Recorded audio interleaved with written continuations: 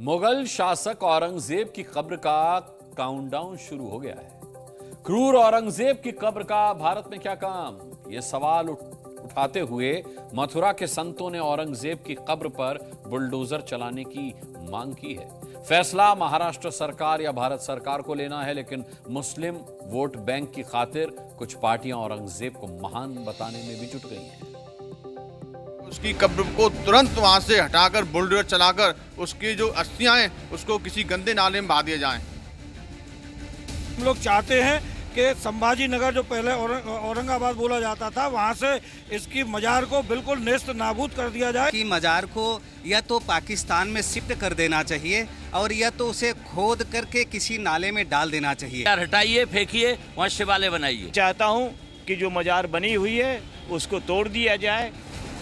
मुगल शासक औरंगजेब के खिलाफ आक्रोशित साधु संतों को किसी भी कीमत पर उसकी कब्र मंजूर नहीं है, इसलिए वो चाहते हैं कि महाराष्ट्र की सरकार औरंगजेब के मकबरे पर बुलडोजर चलाकर उसके उन जुल्मों का हिसाब कर दे।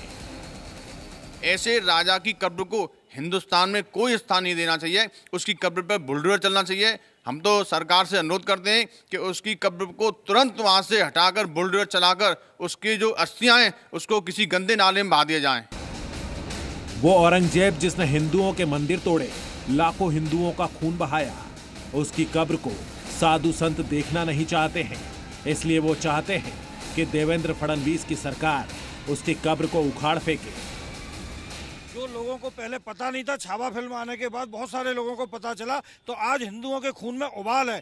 हम लोग चाहते हैं कि संभाजी नगर जो पहले औरंगाबाद बोला जाता था, वहां से इसकी मजार को बिल्कुल नेस्त नाबूद कर दिया जाए। इसका नामो निशान औरंगजेब का यहाँ से मिटा दिया जाए। साधु संतों को ये लगता है कि महाराष्ट्र के औरंगाबाद जिले में औरंगजेब का जो मकबरा है वो देश के लिए कलंक है, इसलिए क्रूरता का जो महिमा मंडन उसके मकबरे से किया जा रहा है उस पर फौरन लगाम लगे।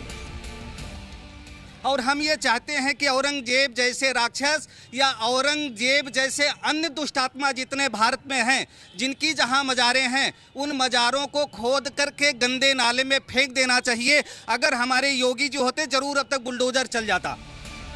महाराष्ट्र की सियासत में औरंगजेब एक ऐसा नाम है जिसको लेकर वहां की पार्टियों में सियासी युद्ध वर्षों से चला आ रहा है। मुस्लिमों की सियासत के दम पर विधानसभा पहुंचे समाजवादी पार्टी के विधायक को तो औरंगजेब में अमन का चेहरा नजर आता है।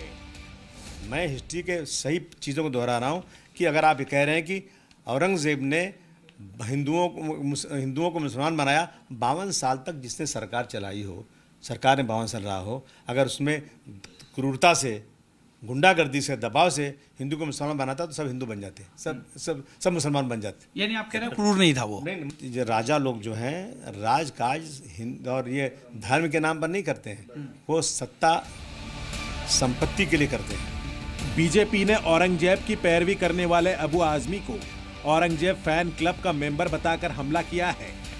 औरंगजेब फैन क्लब के अंतर्राष्ट्रीय अध्यक्ष के नाते अबू आजमी जो समाजवादी पार्टी के बड़े नेता है, अखिलेश यादव जी के करीबी है, अब वो औरंगजेब के कुकर्मों और कुकृत्यों पर लीपापोती सेकुलरिज्म के नाम पर कर रहे हैं।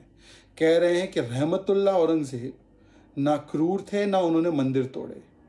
अरे मिस्टर अबू आजमी, छावा फिल्म ही देख लेते, किस प्रकार से क्रूरता उन्होंने की, किस प्रकार से मंदिर तोड़ा गया उनके द्वारा।